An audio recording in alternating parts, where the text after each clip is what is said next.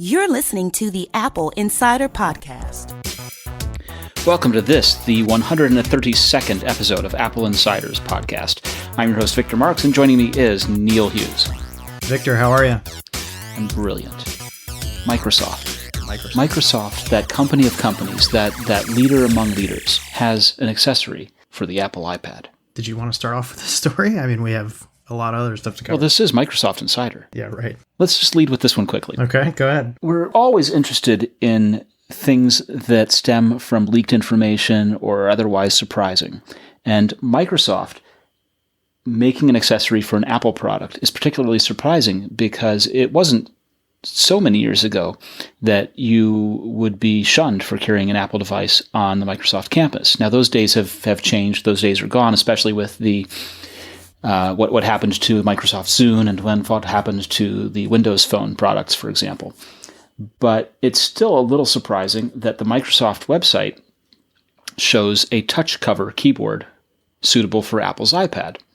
Now, the touch cover is an accessory that's commonly been sold with the Microsoft Surface ever since the Surface began, even with the Surface RT. It's hard to know if this is something that's forthcoming or if it was a scrapped project. But it's mentioned on a page listing products that have integrated lithium batteries included. The inclusion of the battery inside a Microsoft touch cover for iPad would suggest that the keyboard accessory is Bluetooth and is, of course, battery powered because it doesn't sync over the smart connector port. You know, the touch cover is sort of a 3mm thick keyboard usually, and it frequently is either a keyboard or a keyboard with a mouse. And I think the only time I've seen it is the touch cover has a mouse integrated and a trackpad integrated into it. Right. So that's also interesting because there is no trackpad for an iPad. Right. Kind of a weird thing. So this is interesting. I like it. I don't know that this will ever see the light of day. You got to understand that the way Microsoft develops products is very different from Apple. Microsoft is a huge corporation that operates kind of in these weird silos, and things will get very close to coming to market and then get scrapped at the last minute, as evidenced a couple of years ago when there was leaked information about the Surface Mini, and even a manual for the product was made and everything. And I guess it was ready to go, and Microsoft said, "No, we're not going to make that," and they ended up scrapping it. So it's very possible that they dabbled with this idea of a touch cover and got through the entire process of getting it certified and all that kind of stuff, and then just decided not to do it. And some remnant of it lingers on Microsoft's website. But it was discovered this week that it was on a page listing products with integrated lithium batteries on Microsoft's site, just like the necessary stuff that you have to list legally for those types of products. It was mentioned on there. Right, that's a compliance kind of thing. Compliance, yeah, for a touch cover designed for the iPad. So interesting. It's an interesting future. I mean, we've seen for years that Apple's had collaborations and strong relationships with Microsoft, whether it was the influx of cash that Bill Gates was a part of announcing at Boston Macworld years ago, right? 1997, 1998 timeframe. Or the browser for Mac OS X initially was Internet Explorer for Mac. Right. Carried over as a Carbon port from OS 9, from System 9. Where it was the continued support of Office Mac, right? Mm-hmm. And the apps on iOS, that Microsoft and Apple have this sort of push-pull relationship. Yeah, I mean, you think about when Office came to the iPad, and now you can get it on your iPhone too. That was a big change for Microsoft, and a lot of the features and capabilities came to iPad before it came to Surface. So it's interesting that Microsoft's strategy on these things can be very different depending on the product. In some ways they integrate very well with Apple products, and in some ways they don't. So it wouldn't be a shock to see them release this keyboard for the iPad. I think it would be interesting. I would rather it be a smart connector keyboard, just because... Yes, but that's because you'd rather everything be using the smart connector. I want to keep my iPad as thin as possible, so having an extra bulk of a battery seems unnecessary to me. A better question is, why has no one taken advantage of the smart connector in force? Why are there so few things out there that work with it? That's a good question. The only company that is compatible at the moment is Logitech outside of Apple, and we don't really know why. We don't know if it's licensing or if Apple just doesn't even allow companies to license it. I wonder if it's also because that connector is available on 3 SKUs. Right. It could be limited market. Hard to say. If that were the connector that were available on every iPhone, for example. It'd be a different story. Yes. There'd be a lot more uptake for it, wouldn't you say? Absolutely, yeah. We talk about, anecdotally, Apple being a very big company and being a very profitable company and having a large amount of cash on hand. We talked about this the other week when we were talking about where it fell on Fortune's profitability and revenue listings, right? Mm-hmm. We have the third quarter sales call report. Mm-hmm. Apple declared that they sold 4.29 million Macintoshes. Mm-hmm. And that's up from last year. Yeah. It's not up a lot, but it's up. Right. And I want to put this in a context, right? The computer sales and unit sales, I think, are also down. Everyone else that's in the business of selling personal computers has been making less money for them and selling fewer units. Would you agree? Correct. And so for Apple to hold even or increase is important to note because it's in that context of everyone else falling away and they're retaining that share. Yeah, Apple has outpaced the market even in quarters where they've seen a year-over-year decline. Their year-over-year decline was less than the larger market, I think, in every quarter except for one within like the last decade. It's been going on for a long time. So this trend continues. Apple has a segment of the market that it continues to grow, whereas the rest of the market on the low end is being besieged by phones and cheap tablets and Apple's iPad. Yeah. And historically, the third quarter is kind of a down quarter anyway. The fourth quarter is the quarter that a lot of sales happen, yes? Yeah, this quarter was a little different this year because we saw some new products come in June at WWDC. And then we also had the low-end iPad refresh in March. So this was the first full quarter of sales of that.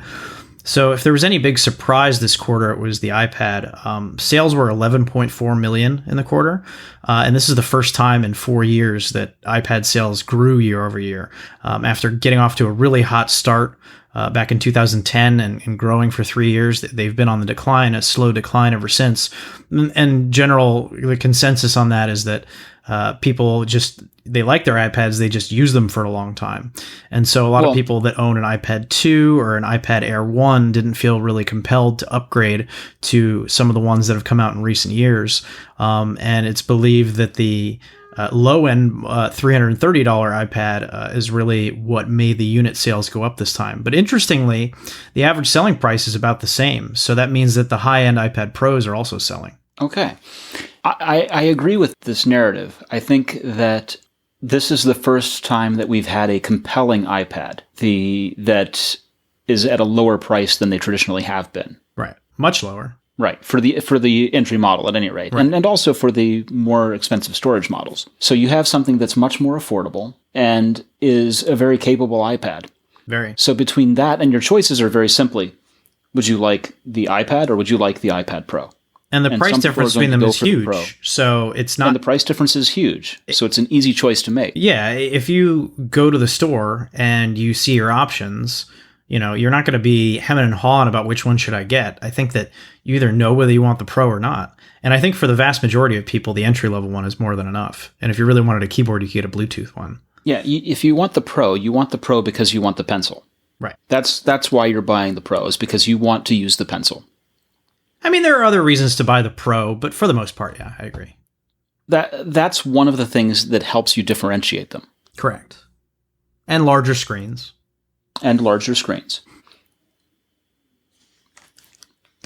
But, you look at that, and it's the same thing that Apple's been doing in other product lineups as well.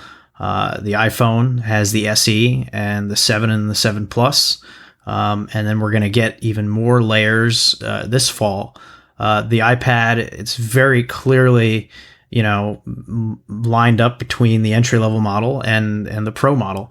And the entry level model, we talked about this a few times in the past few months. Apple is getting more affordable than ever while they're also getting more expensive than ever.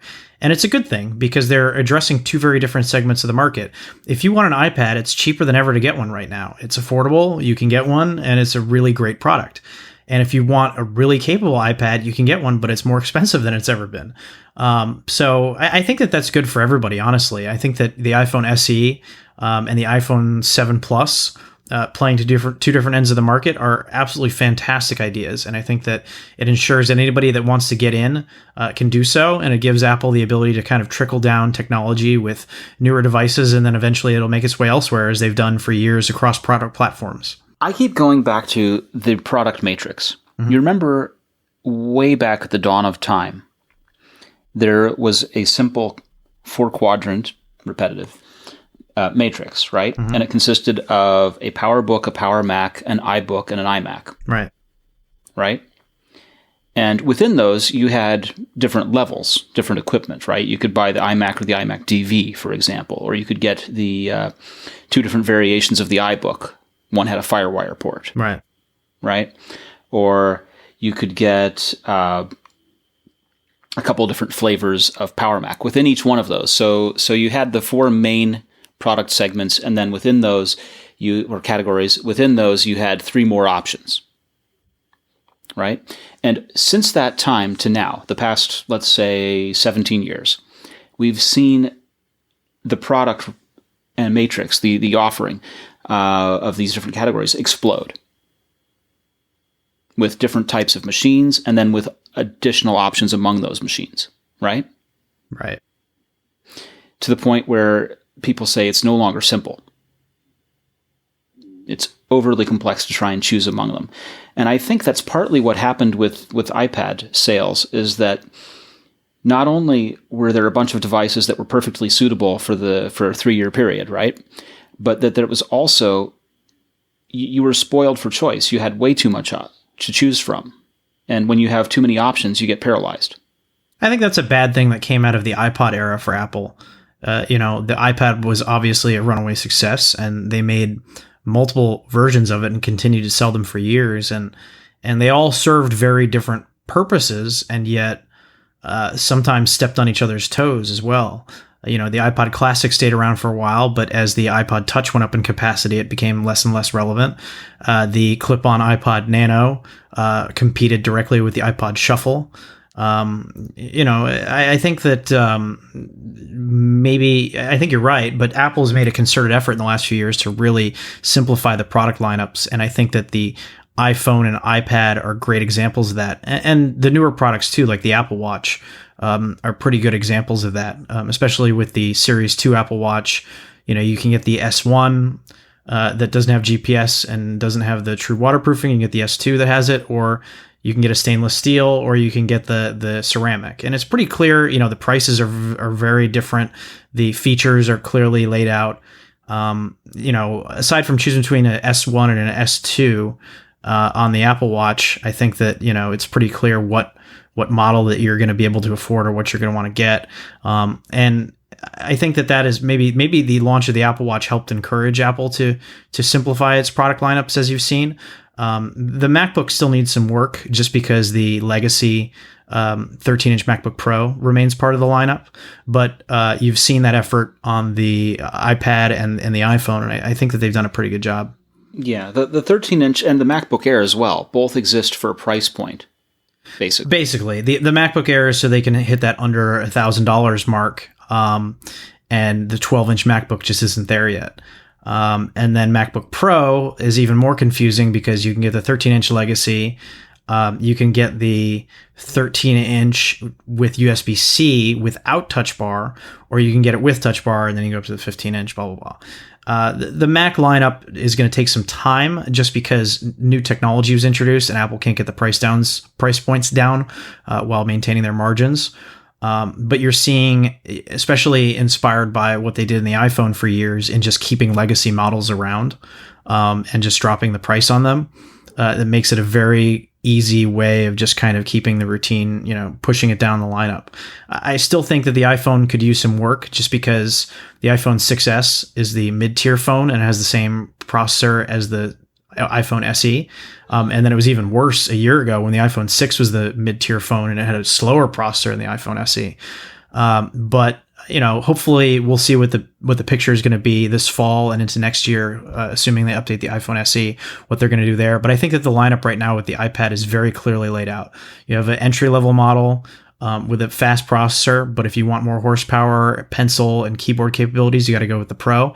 And by making the 10.5-inch model slightly larger than the 9.7-inch, they add more value to it and just make it even clearer in the differentiation. And I think that you saw the market respond to it in a number of ways. I think that not only the entry-level model and the price point helping to drive sales, but the Pro being second generation now, and people gravitating toward that, because a lot of the story's been around that entry-level model, and rightfully so. But when the average selling price of the iPad didn't budge, that says that a lot of people are buying Pros too.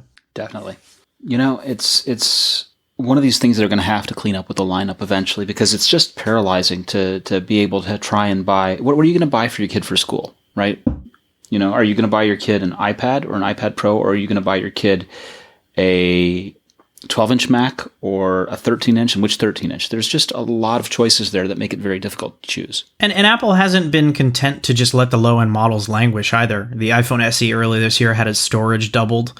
Last year, when the Apple Watch Series 2 launched, the Series 1 model was given a faster processor because the first gen was just too slow at that point, even though it came with a lower price. So they're not afraid to add more value as they lower the prices as well. I think that it's just a little bit more complex with the MacBook, and it's going to take a few years. I mean, your logical progression there is to get rid of the MacBook Air and replace it with a 12-inch MacBook, but they need to be able to get that down to an under $1,000 price point. And at that price, then they won't have the touch bar. Are they going to bring the touch bar to the 12-inch MacBook? Do they eventually phase out the non-touch bar MacBook Pro? There's a lot of tough decisions for them to make there, and it'll be interesting to see how they do that in the next few years. 1.2 billion cumulative iPhones sold. There were 40.8 million sold. I'm sorry. It was, last quarter was 41 million iPhones sold in the quarter, which was ahead of market expectations. And the iPhone continues to perform very well.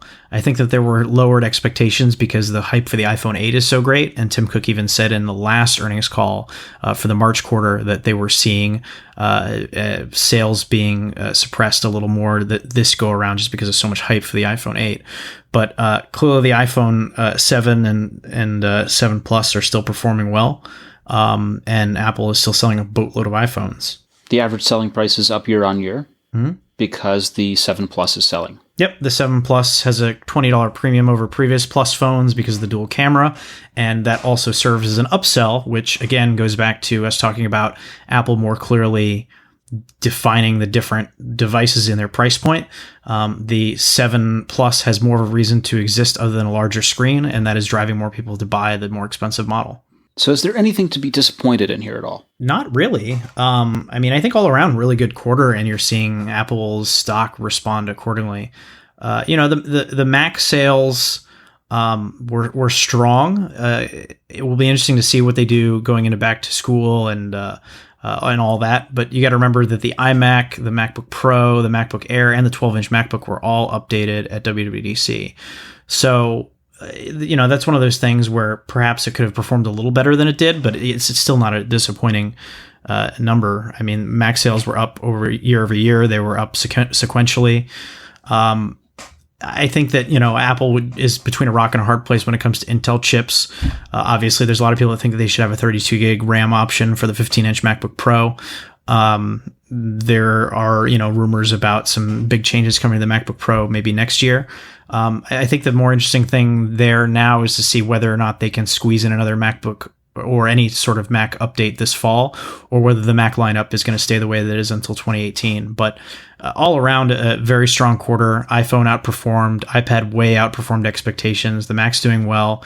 The Apple Watch, they said sales were up 50% last quarter, year over year. So they still haven't given exact numbers, of course, on the Apple Watch, but it would seem that the watch is doing pretty well. And I continue to see, anecdotally, a lot of watches out in the wild. So I think that the Apple Watch is starting to catch on in a pretty meaningful way. There have been some market estimates that are putting it sales at like 2 2.5 to 3 million sales a quarter. The latest estimate that we had this week put it at 2.8 million watch units last quarter. I think that's pretty good, considering it's an iPhone only accessory. I think that is something to be pleased with. Overall, the financials are very good, and the market responded accordingly. But one of the things that it's important to point out is that the guidance for the next quarter, the September quarter, was also very strong. And that is another reason why investors are buying in big for Apple right now after the earnings, because the expectation has been that the iPhone might be delayed, iPhone 8 specifically. And by delayed, I mean later than usual. You can't delay a product that's never been announced with a date. And we're not talking about a significant delay. We're talking about, some Bank of America was saying September, or was that JP Morgan Chase? Well, September and would then be the some normal. other people have been saying November or October, right? Right. November or October is not a huge delay, is it? It's not, but people are impatient, and customers are impatient, and investors are impatient as well. So there's a few things to consider here. First of all, Apple usually launches its iPhones toward the end of the September quarter. So they get a weekend of new iPhone sales in, which are somewhere around 12 million to start for the launch weekend is where we're at now.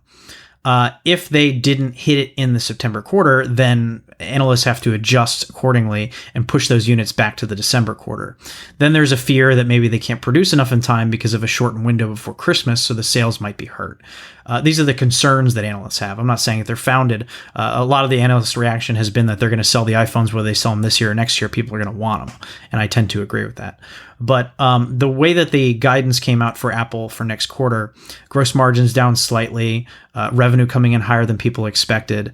The expectation is that they're going to be able to launch the iPhone 7s at the very least at the end of next quarter, and potentially some limited iPhone 8 sales, or maybe early October. But the way that the market is reading into the numbers that Apple put out, it looks like they are at the very least going to start ramping up production for the iPhone 8 in the next quarter in September, which would indicate that we probably don't have to wait until November for the phone. I would say maybe a limited late September or early October launch. And then the question becomes, how many can they manufacture? With the expectation that the iPhone 8 might be a premium Pro model with a high price, and keeping limited inventory because they can't produce enough because of new technology in it. That's where it's going to be really interesting to see how this plays out, because let's not mistake it. Let's not mince words here. This is a gamble for Apple if this is what they're actually going to do, because you run the risk of people looking at the iPhone 7s and saying, that phone isn't that exciting. I want that iPhone Pro that costs $1,200. And some of them might even say, I'm willing to pay the $1,200 for the iPhone Pro. However, there are none in the store, so I'm going to wait. And if this ends up being an AirPods type of situation where here we are 10 months later and you still can't get them in the store, what does that do for Apple's bottom line? Absolutely. You lost your AirPods, didn't you? I didn't lose mine. Well, I'll put this out there as a PSA for people. The Find My AirPods feature that's built into Find My iPhone, it's pretty worthless. It's a nice gimmick. I think it was something done by Apple to address concerns of people that said, what if I lose one of my AirPods? How will I find it? Having said that, don't depend on it to actually find anything. My wife doesn't know where she lost her AirPods. She was taking a train and then took a lift, and she has contacted everybody to see if they fell out of her bag in the assorted vehicles that she took, and it has not shown up. We attempted to locate the last known location with Find My AirPods, but it was actually showing a couple days before was the last time it was connected, even though that wasn't true, because she knew that she had used it that day. So the way that it works, because obviously the AirPods don't have built-in GPS or data, so it's not like you could find or them Wi-Fi for that matter. Or Wi-Fi. Basically, what will happen is when they're connected to your phone, it will occasionally ping with the location of your phone to let you know the last place that it was connected to help you find them. And this is not something that I can ding Apple for, because I don't know what else they could really do. It's a nice feature to have, and I'm glad that it's there. But in the case of update it more aggressively, that's what they could do. They could, yeah. I mean, I guess I don't know. I think that it's not particularly helpful.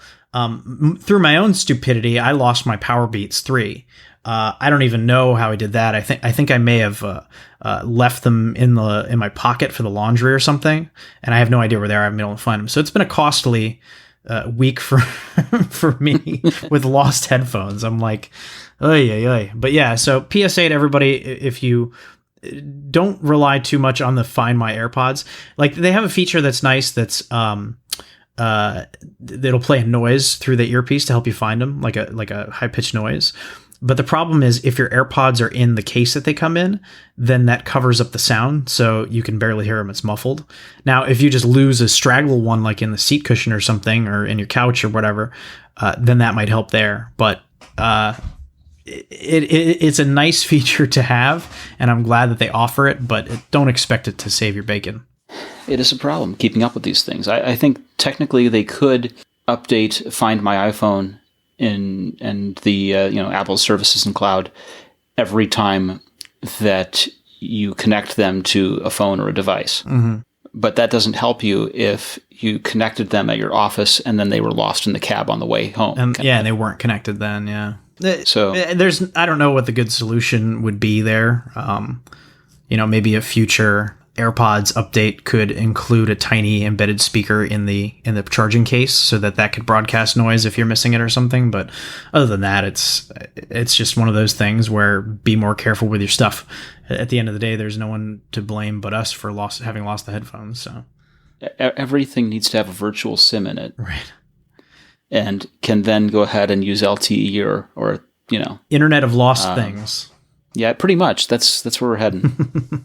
But talking about data and connectivity, in weeks past, we've reviewed a bunch of different Wi-Fi systems, right? We reviewed the Eero Wi-Fi.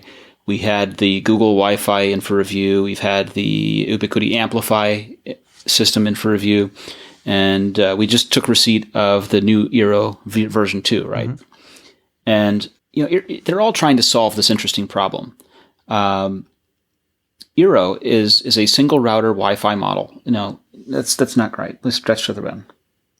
Eero is a distributed system, right? Instead of buying single routers that are just one router you put in your home, if you've got places that are bad coverage in your house, buying a distributed system can help you overcome that.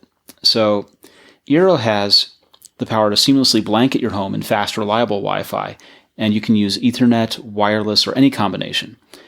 You set the main unit on a flat surface, you plug it into a wall outlet, and it expands coverage in any room. And they've got tri-band. So tri-band is, in the past, we've had 2.4 gigahertz and 5 gigahertz radios in Wi-Fi systems, right? Tri-band is the addition of a third 5 gigahertz radio. What this does is that it increases the reliability and coverage.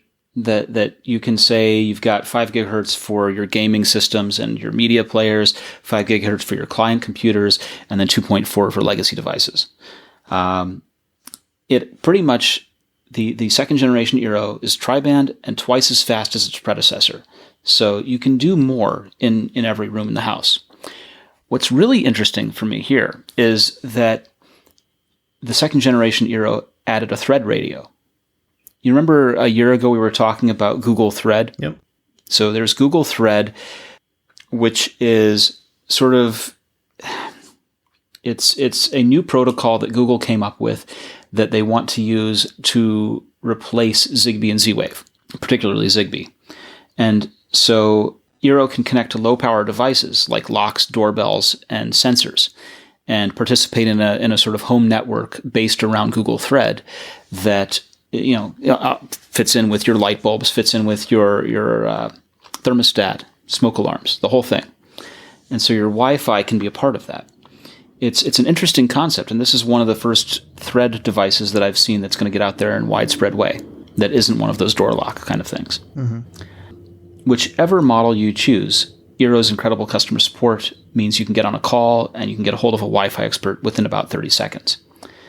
The Eero Beacon, so it used to be that Eero's devices were all the same. You'd open the box and you'd see 3 units that looked the same, and you just pick one and say that's the master unit, right?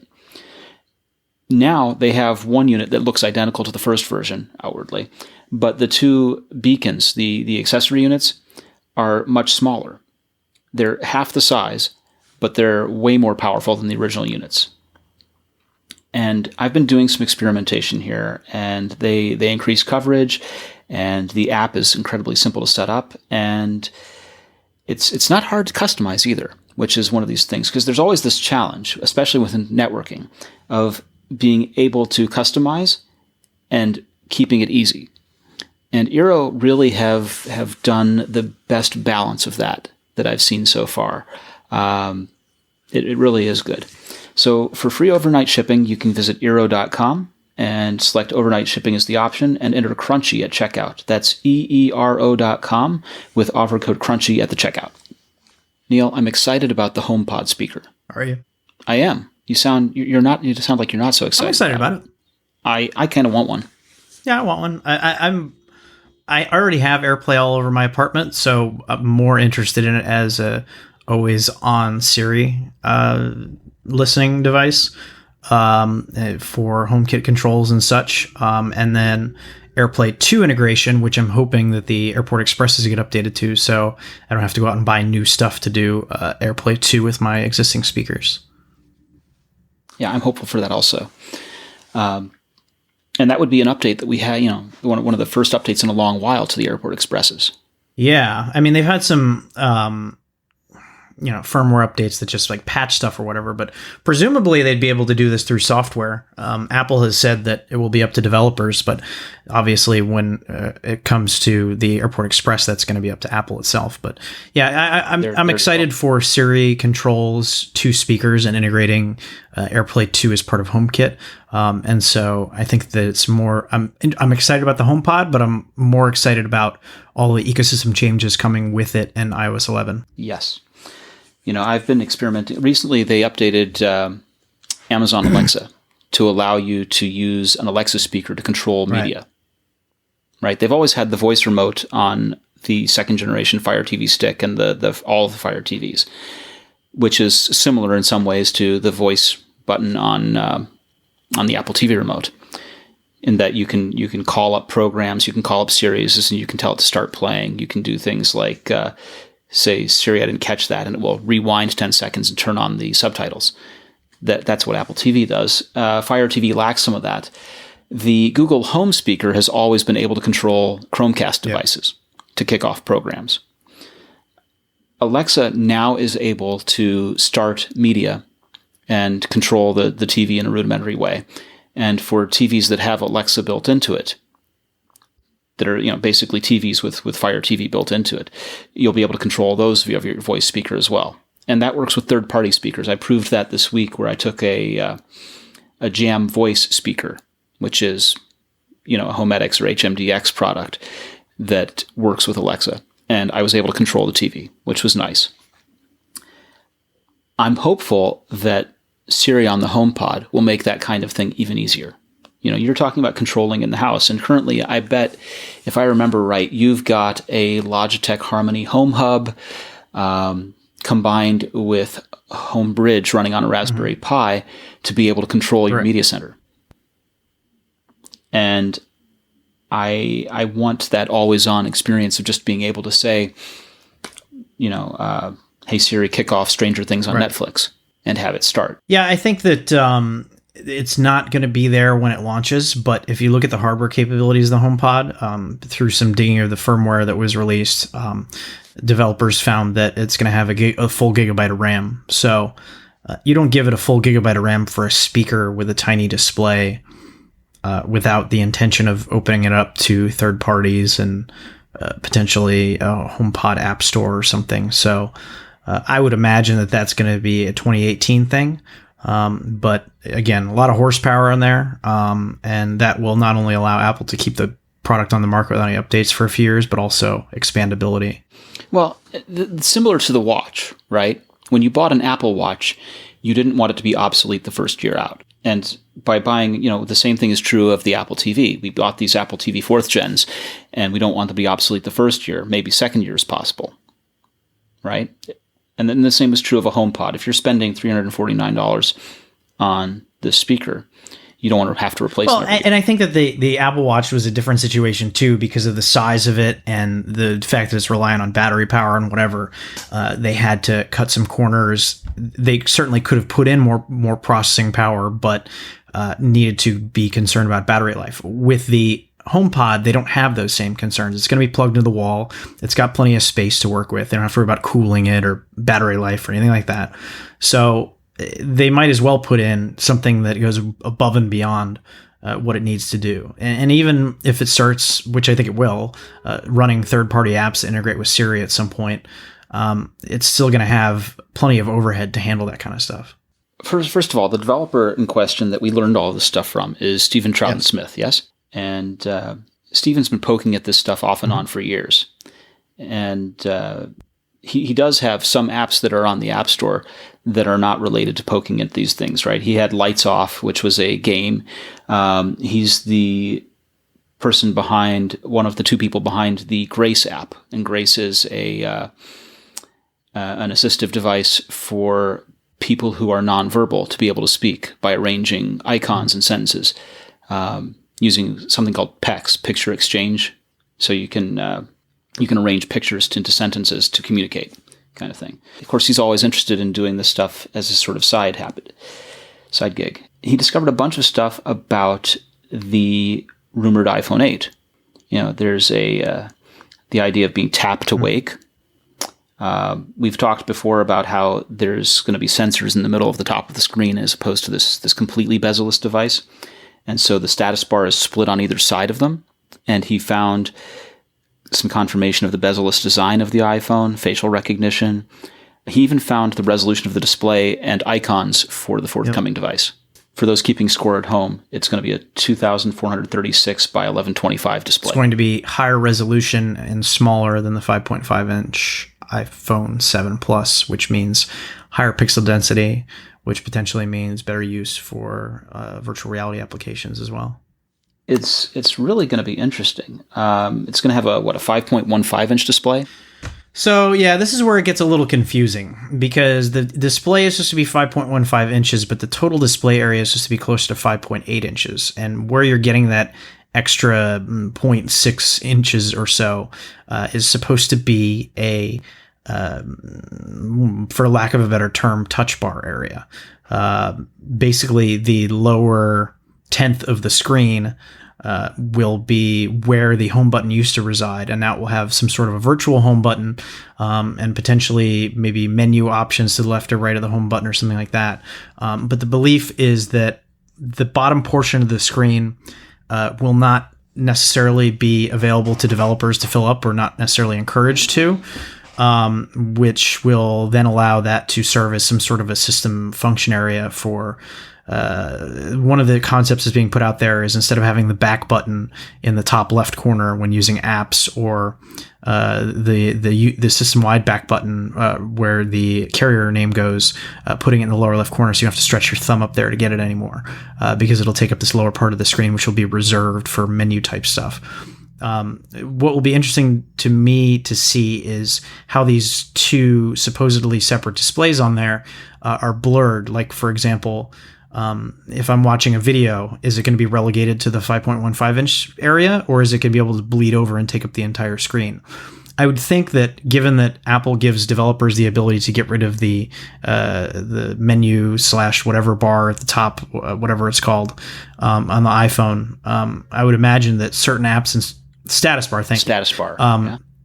I would imagine that certain apps in certain situations would be given the right to take up the entire screen. So if you're watching a video, you get that much more space out of it. But we don't really know that yet. We do know that the screen size that was discovered in the firmware by Stephen matches exactly with what everybody's favorite analyst, Ming-Chi Kuo, said earlier this year. The numbers are identical, and he was the one that said that there was going to be the additional area of the function row / touch bar, whatever you want to call it. So I think that everything that we saw in that respect from the supply chain back in February is going to prove accurate, as has been seen through these leaks. The design has proven accurate. there's a icon giving a kind of overview of what the iPhone 8 displays still look like that was found in the HomePod firmware. And as expected, it's going to have a little indentation, chin, whatever you want to call it, forehead, up at the top of the screen that will cut in and allow the earpiece and forward-facing cameras and infrared sensor, that sort of stuff to be there. And then the brow. And then to the left and right of it, it will extend up slightly, and then that will have enough depth for the, what did you call it? The what bar? The status bar. Thank you. So imagine with an OLED screen, you still have your carrier to the left of the status bar and Wi-Fi and all that. And then on the right side, you have Bluetooth and what have you.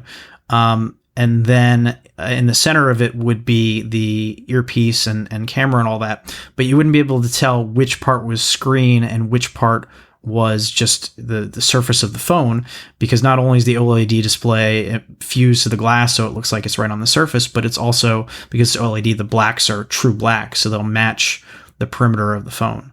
So we talked about this a few weeks ago where we were asking, if they made a white iPhone 8, would they have a white, or any other color for that matter, would they have a white front to the screen like they've had on phones to date? And this is why I don't think that they'll do it, because it'll actually blend in with the UI, right? Because you'll have these black borders and perimeters there that are not meant to look like they're part of the screen. They're just meant to be part of the phone, essentially. And they're kind of blurring the lines. Now, first of all, hold on. First of all, Apple allows developers to change the background of the status bar and invert the colors, right? You can have, when on a white screen application, you can have a status bar that has a white background and black writing, black text, black indicators. On the whereas on a normal screen or a black screen, you get white indicators or a colored background.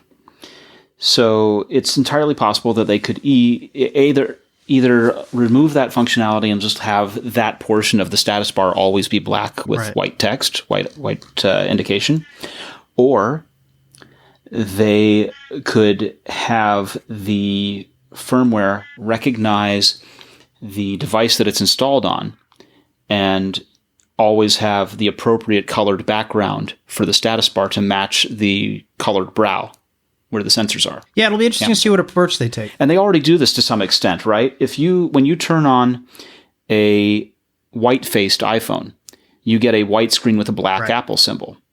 And if you turn on a black-faced iPhone, you get a black screen with a white Apple logo.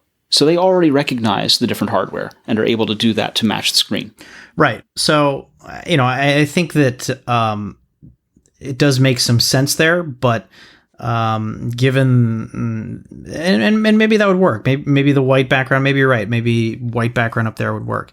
I think that the reason that I'm thinking of it is just because the blacks on OLED are true blacks, so it would blend in with the edges of the display. So it seems to make the most sense to me. But the question is, how badly do they want to hide those borders? Yeah, and it jibes with the rumor about less color. Yeah, that would make sense. They still need to figure out how they want to do it. Is it going to look weird to have a black front glass display with a gold glass back? It may not work. And there may be some changes to the user interface in how it works. Having the top bar turn blue when location is being used, or when you're tethering and something like that. Maybe those. Right, the red for recording. Maybe those functions are going to change in some way because of the design of the phone, something specific to that model. We still don't know what's going to become of Touch ID. We don't even know what's going to become of the time being displayed at the top of the screen. Developer Guillaume Rambo found strings related to the detection of facial expression, so features like smiles, frowns, puckers, and dimples are there. Well, I think this was interesting. A lot of people missed the point on that, the smart cam feature. Yeah. and they just read it as, oh, this is like HDR and it knows to turn on or off based on the lighting or something like that. If you look at what Apple's already done with machine learning in iOS for years now, and we've talked about this and we've written articles about it, this is one of the lesser known features of the Photos app in iOS, that you can search for virtually anything. You can search for dogs, you can search for chairs, you can search for beaches, mountains, you can search for snow, whatever, the ocean, and it will find it. You can search for cucumbers or avocados, stuff like that. And because of Apple's machine learning algorithms and object detection and that sort of stuff, it finds this stuff like instantly in your phone. It's pretty crazy.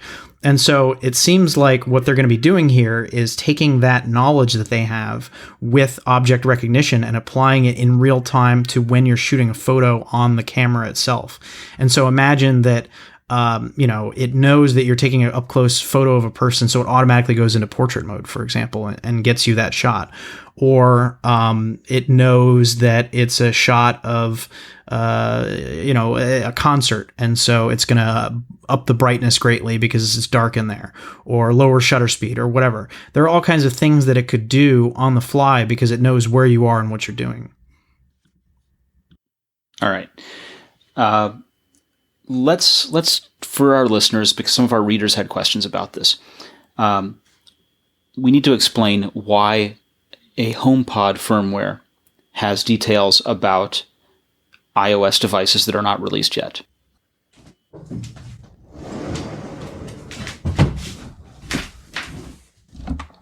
So we need to explain for our listeners how a unreleased firmware for a device that's going to be released about the same time as we expect the phone to be released has details about this unreleased phone product. Well, the underlying code is the same. And so iOS, when it first came out, it was the iPhone operating system. Apple boasted that it was based on the same underlying code as Mac OS at the time, OS X. And as iOS has grown over the years, it's kind of become its own thing. It has the same basic underlying code base, but it's really its own thing. And so now, as Apple builds new platforms, it's building them off iOS. So TV OS is based on it, Watch OS is based on it, and now whatever they want to call the HomePod OS is based on it. And because it's running an A8 chip, it shares a lot of code with iOS.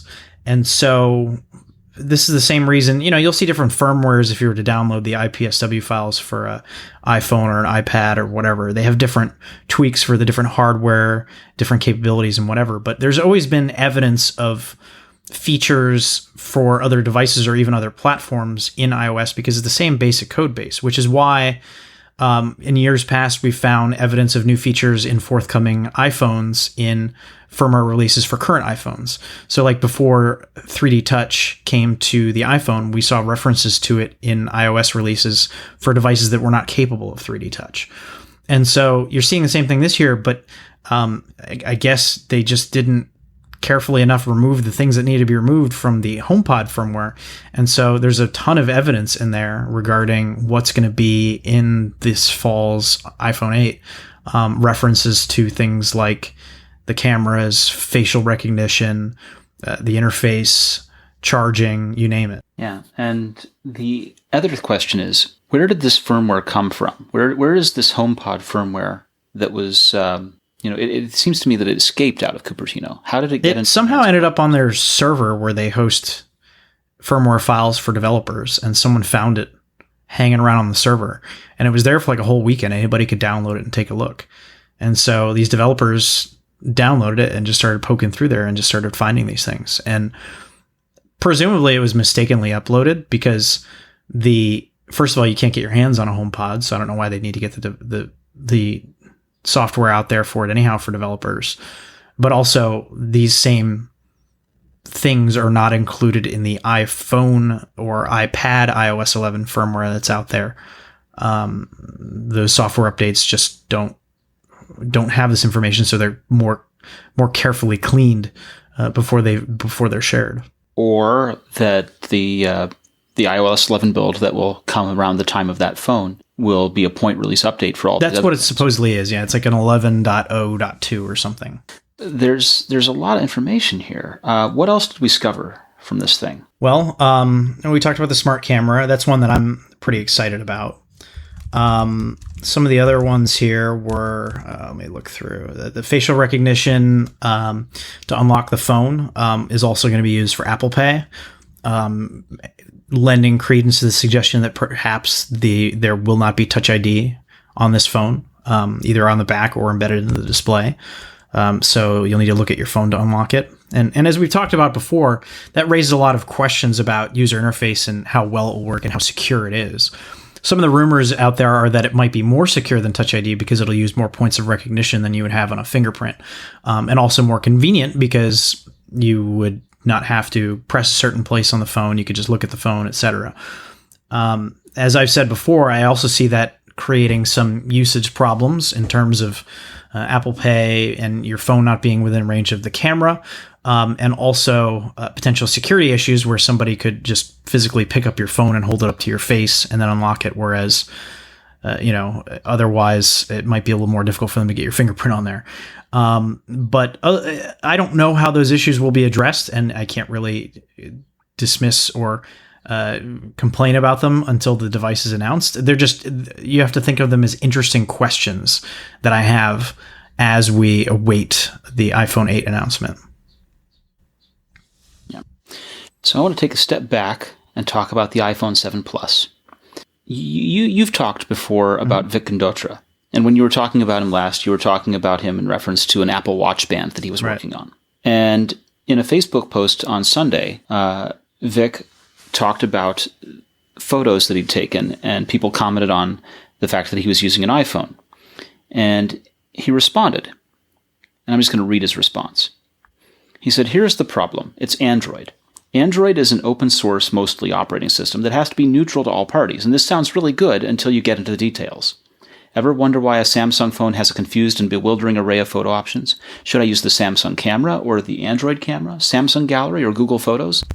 It's because when Samsung innovates with the underlying hardware, like putting in a better camera, they have to convince Google to allow that innovation to be serviced to other applications via the appropriate API. That can take years. Also, the greatest innovation isn't happening at the hardware level, it's happening at the computational photography level. Google was crushing this 5 years ago. They had Auto Awesome that used AI techniques to automatically remove wrinkles, whiten teeth, add vignetting, but recently Google has fallen back. Apple doesn't have those constraints. They innovate in the underlying hardware and just simply update the software to the latest innovations, like portrait mode, and ship it. Bottom line, if you truly care about great photography, you own an iPhone. If you don't mind being a few years behind, buy an Android." A lot of people responded negatively to Vic because they held up how great the Pixel camera is. They held up the DxOMark ratings of Android phones. But the point is that Vic Condotra is talking about the entire experience from hardware, lenses, all the way to the software. Not just the quality of the camera or the quality of the photo in daylight, or whatever, whichever the things that DxOMark is scoring on. And DxOMark, when they score, they have a range of different things, and then they come together to average to get to a point score. So it could be that the iPhone excels at many of the things, but the Pixel gets just a few right, and they waited for those few for the Android phones to succeed at the DxOMark, to outpace the iPhone of DxOMark. Condotra, before he was doing his own product, his own company, he was the senior vice president of social networking services at Google. That is basically behind Google+. And Google+ Photos did things like understand what was going on your calendar and things you'd invited other people to, so that you could have photo albums created automatically for you out of social events. Right? They understood that you had a birthday party on your calendar, that it was taking place at a location, and when everyone else that had been invited to the event showed up at the location and was taking pictures, all of those photos would work together. And then Google would be able to create the kinds of group albums that said, remember what was going on a year ago, here's the party with all the photos from everyone else too, which still hasn't been replicated anywhere else, to my knowledge. But that was something that was easily 5 years ago. And it's hard to think about what Google has done since, other than try and put stabilization into the Pixel, which is computational photography. But what else are they doing? I know people that argue for taking Android completely private source to make it not open source. And I think those people miss the point that it's never going to quite happen. The other thing that people talk about is Google's work on a replacement operating system called Fuchsia. And that's something that we've slowly seen develop. One of these things is going to happen. Google's either going to replace Android with Fuchsia, or Android is going to have to change in order for them to keep. There are always going to be, especially when you're dealing with Android or even Windows, there are always going to be devices out there that do certain things better. It's hard to find a device that does everything better. You may have a higher quality camera, a higher quality lens, or what have you. You may be able to download better apps to control your camera, even on the iPhone. People have people like to use Camera Plus and some of the other options out there. But really, when you get down to it, when you just set up a phone and start using the camera app, you're going to be hard pressed to find a better experience than on the iPhone. And that's what Gundotra is talking about, especially now with portrait mode, which he was especially in praise of, just how easy it was for him to get these DSLR mimicking shots of his family in a very high quality cinematic look. And it was just so easy for him that he just doesn't want to mess around with any Android phones. And I understand that. I feel the same way. Those are the stories we have this week. Is there anything else you wish we'd covered? And listener, if there's anything you wish we'd covered that we didn't mention, please go ahead and reach out and contact us. We'll spend some time on it. I guess for the third week in a row, I have to mention that I wish we'd talked a little bit about CarPlay, but I'm going to put that off one more time. And not because I want to keep teasing it out like that, but because I'm getting ready to install a wireless CarPlay head unit into my car, and we're going to have a full review of it, and we'll be able to talk knowledgeably about what we're doing with wireless CarPlay and how that fits into changing the automotive landscape. We'll hear all about that and more next time on the Apple Insider podcast. We will see you all next week. Thank you so much for joining.